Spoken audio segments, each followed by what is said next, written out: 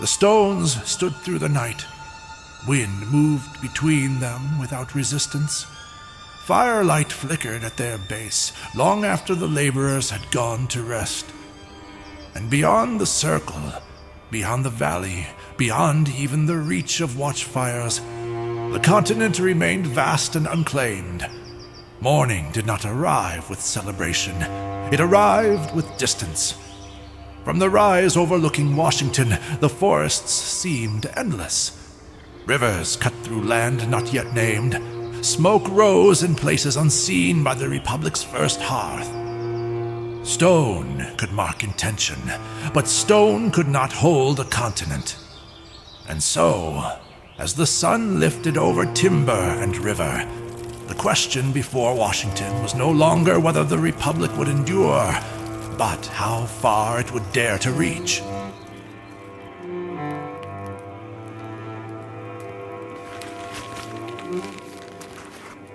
The monument is finished. The valley is quieter now. The men no longer gather at dusk to look upon the stones. They have returned to their tools, their lives. I thought the completion would settle something in me. It did not. There is a stillness that follows achievement. I do not yet know if it is peace or pause. Silas believes the circle will steady the people. Perhaps he is right. I find that it has only widened my thoughts. As I sit here this morning, the wind moves differently through the grass. I cannot decide whether that is change or simply my awareness of it. Beyond the Valley of Washington, the land stretched wide and unmeasured. Forests layered upon forests. Rivers bending in silence. Shores unmarked by charter or claim. What had been founded was firm, but it was not yet enough. The Republic had drawn its first breath. Now it would decide how far that breath would carry. To the north, scouts pressed through timber and coal water. To the south, mountains kept their watch. And between them all, the young capital rested, resolute but exposed. One settlement could survive, but two could endure. And so, as dawn brushed the edges of river and hill, Washington turned his thoughts not to defense, but to expansion. Within his tent, beside the fading candlelight and the weight of unfolding maps, a decision waited to be spoken aloud. The canvas stirred faintly with the morning wind. Marcus entered at the general's summons. Scrolls tucked beneath his arm, the last notes of trapping still inked upon their margins. He paused just inside the threshold, awaiting instruction. Washington did not greet him at once. He stood over the table, one hand resting upon the map, the other upon an open volume newly placed atop it. His gaze lingered not on the valley, but beyond it. At present, Marcus began carefully, the hunt strengthens our stores, the lines remain productive. Washington inclined his head, though his eyes did not lift. The hunt fills bellies, he said quietly. It does not carry a people forward. Marcus stepped nearer the table. You would suspend trapping. For a season. Washington's finger traced the edge of the river on the map, then pressed gently against a blank stretch beyond the known timber. We must learn to preserve what we gather. Clay, kilns, vessels strong enough to outlast distance. If we are to send men beyond this valley, they must not depart as wanderers, but supplied as founders. Marcus studied the open book before the general. Diagrams half-formed, notes awaiting completion. Pottery, he said at last. Yes. The word was not spoken with grandeur, only resolve. Then the study shall begin immediately, Marcus replied, straightening. The furnaces will be prepared. Washington finally lifted his gaze. See that they are. Marcus inclined his head and withdrew. Left alone with map and manuscript, Washington remained motionless for a time. The dawn light gathered slowly at the tent's edge, brushing the table in pale gold. Expansion would not be born of impulse. It would be shaped deliberately, George Washington thought. Soon after, Marcus ordered his scholars to begin the study of shaping clay and raising proper storehouses to preserve the harvest. Within Washington, furnaces were prepared and vessels planned with care. Yet the continent did not wait for preparation. North of the capital, Ronan and the scouts of Exodus moved through thick forest when a thin column of smoke rose beyond the trees. It was not the smoke of ruin, it was the smoke of settlement. Quebec City. The scouts did not advance. They observed. This land was not empty. It was inhabited. Ronan had moved through forest long enough to understand its rhythm. The undergrowth no longer slowed his company as it once had. Paths revealed themselves more quickly beneath practiced eyes. Scouts climbed higher into the timber now, reading distance from the canopy and marking movement beyond the tree line. What had begun as cautious passage had become disciplined traversal.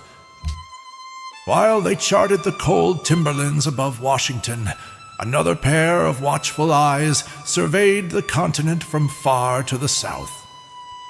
Thorn, leader of Genesis, stood high upon a mountain ridge overlooking the lands claimed by the Aztecs. Satisfied that the southern frontier held no immediate surprise, he turned from the stone and guided his horse northward once more, toward the stretches of terrain still unmarked upon Washington's growing map.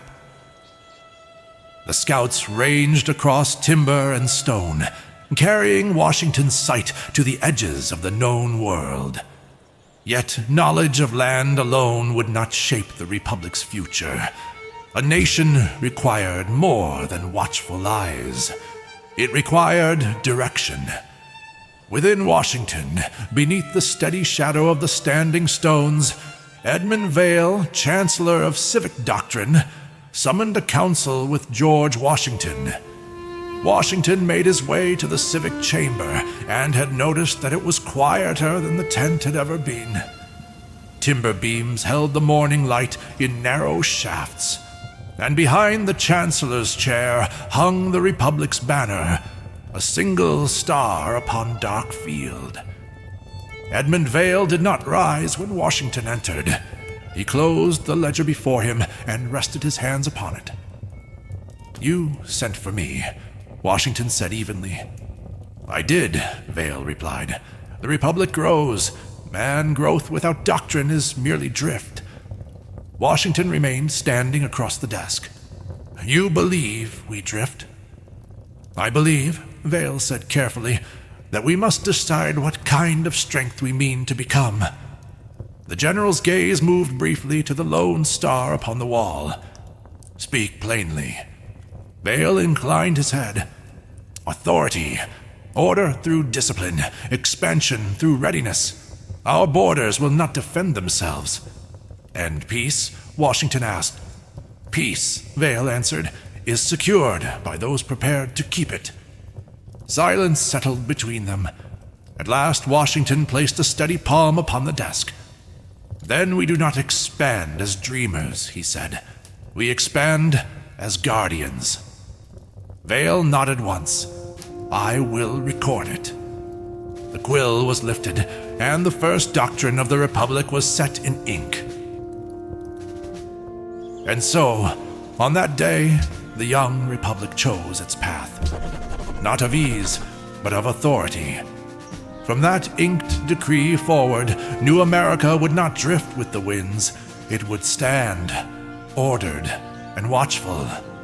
And Washington itself began to swell. Cabins pressed closer along the timbered streets. Smoke rose thicker from hearth and forge. Voices multiplied in the square, and the single star above them no longer felt solitary. It felt expectant.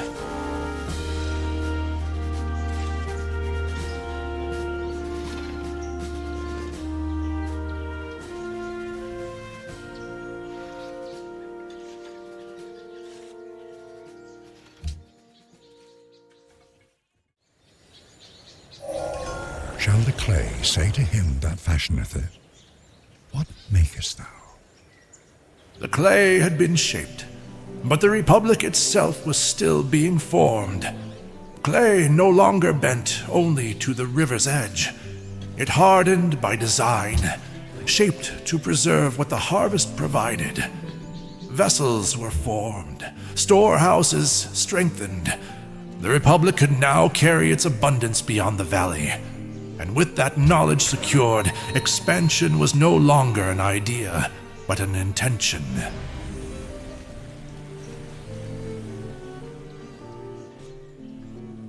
The work of preservation had steadied the Republic's hand. Now, within Washington's walls, preparations began to send its people beyond the valley. And as the settlers began to gather, an event unfolded that many would later call an omen. That night, fire crossed the sky. By morning, fragments were found near Washington. They were carried to the general's tent. A gift, Silas said quietly. Washington studied the darkened stone. Then divide it, he replied. Let faith examine what has fallen. And the people whispered that the Republic had been noticed.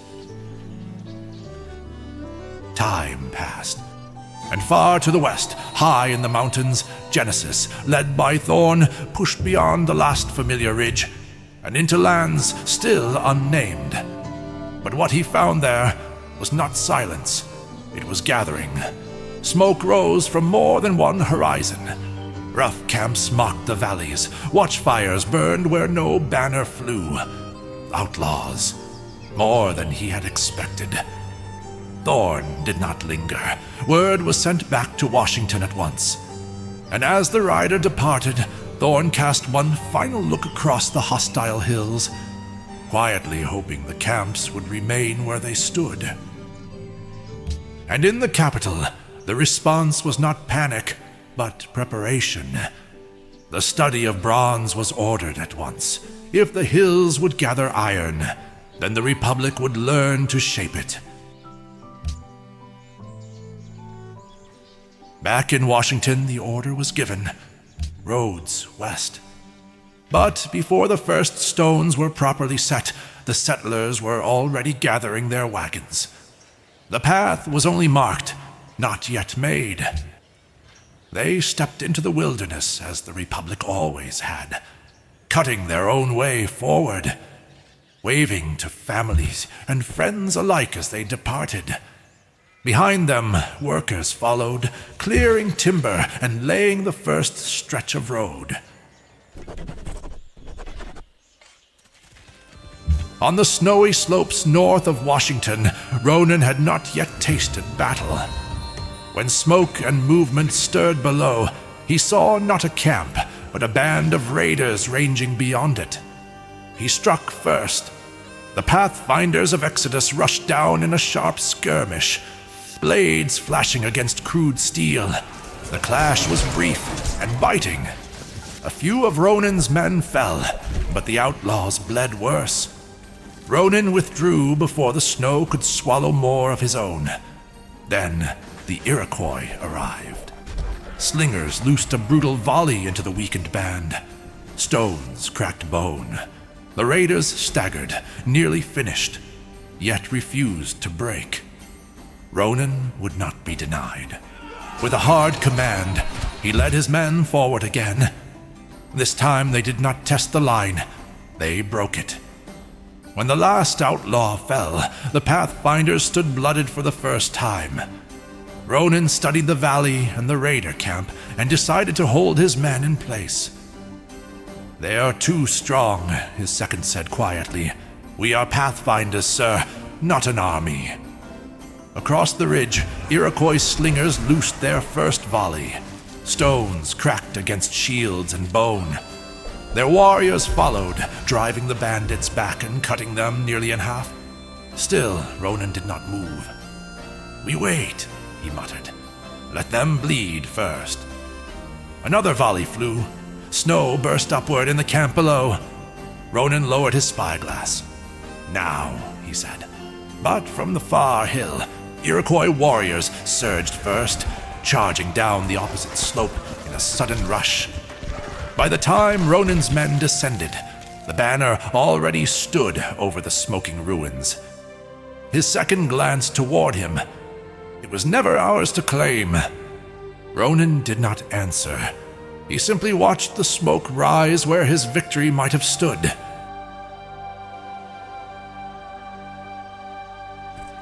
While Ronan wrestled with pride in the north, another trial was unfolding beyond the mountain pass.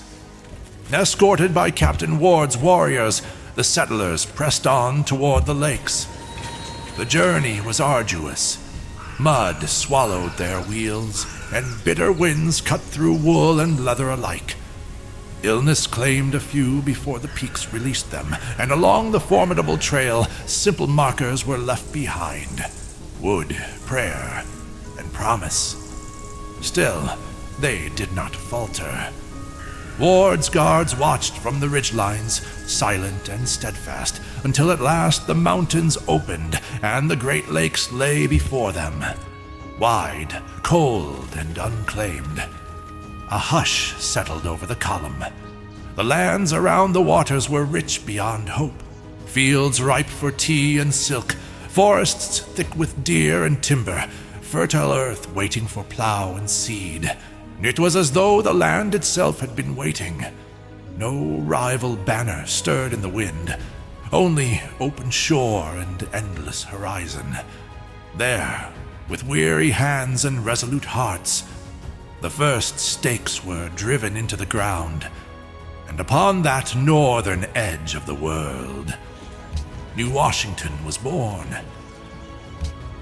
But peace seldom lasts long on new soil, not when borders begin to stretch. Soon after the founding of New Washington, word came from the forests. Hiawatha of the Iroquois did not share in our celebration. He spoke of lands taken, of territories he believed were his by ancient right. Washington listened without interruption. He understood the risks of defiance, but he understood too the cost of hesitation. And so he answered plainly, "We will settle where we please." The Iroquois leader offered no further words.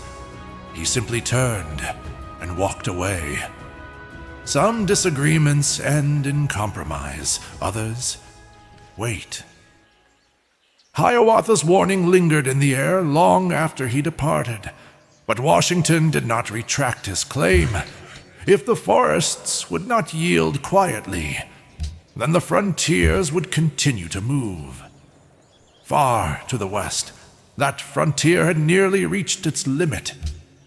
Thorn and Genesis pressed on through thinning trees and rising wind until, at last, the land itself fell away. Before them stretched a vast and restless ocean. The soil ended. The horizon did not. For a moment there was only wind, and the sound of waves breaking against unfamiliar shore. If the Iroquois feared our reach upon land, they had yet to witness what would follow. Boats were prepared, and soon they would sail beyond the edge of the known world. And sail they did. The crossing was not long, but it was uncertain. Wind pulled at canvas. The sea offered no promise, only passage. When at last Thorn's boots touched new soil, it was not emptiness that greeted him. It was movement. 3 outlaw bands held the land before him, hardened men who bowed to no banner and answered to no law. Genesis could have withdrawn. They did not. Thorn studied the terrain, the numbers, the distance between each hostile camp.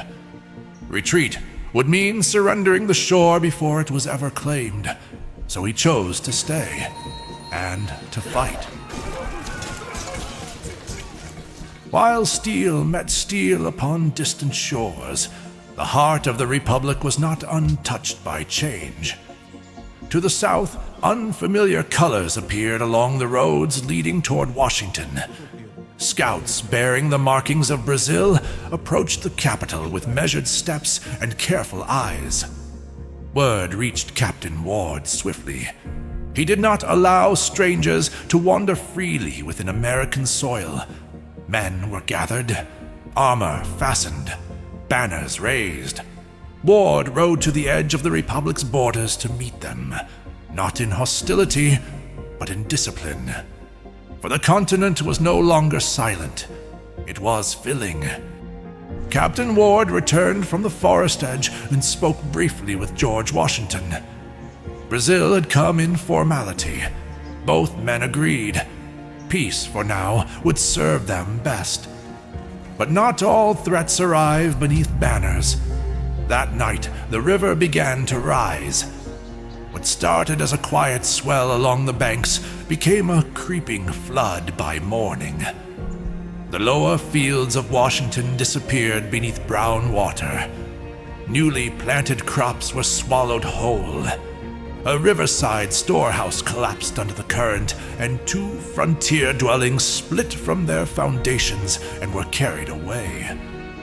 Men waded waist-deep to salvage what they could.